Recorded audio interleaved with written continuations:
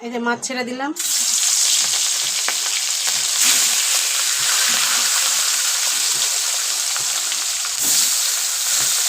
এবার বেগুনটা আমি কেটে নিই। মাছ ভাজা হয়ে গেছে, এবার আমি কালো জিরে দিয়ে দিলাম,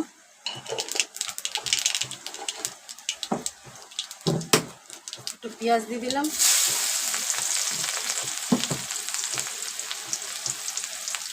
কাঁচা লঙ্কা দিয়ে দিলাম,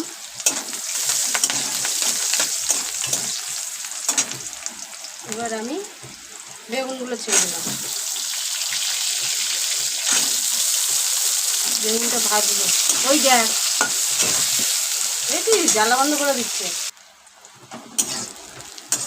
আমার ভাজা হয়ে গেছে সব, বেগুন পেঁয়াজ টিয়াজ সব ভাজা হয়ে গেছে। এবার আমি হলুদ দেব, ওই যে হলুদ,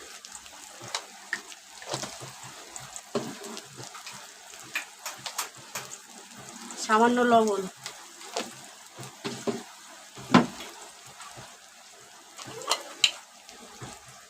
একটু ধনের গুঁড়ো,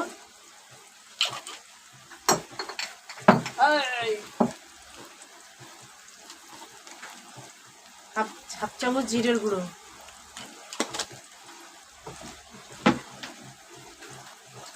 সামান্য একটু জল দিয়ে দিলাম।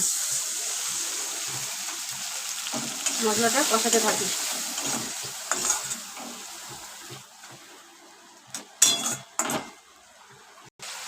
ভোলা মাছ দিয়ে বেগুনের পাতলা ঝোল আপনারা কারা কারা ভালোবাসেন কমেন্টে জানাবেন।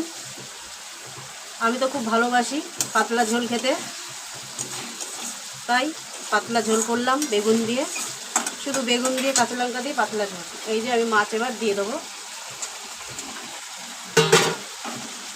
এবার সামান্য জল দিয়ে দেবো।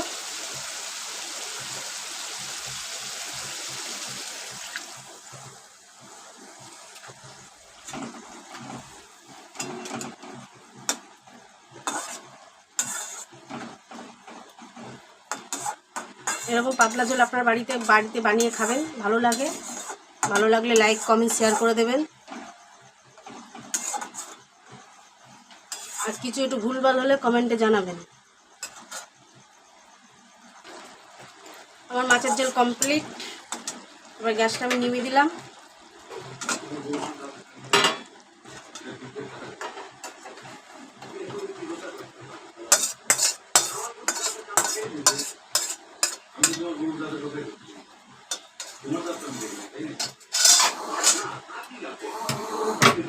এই যে আমার মাছের ঝোল।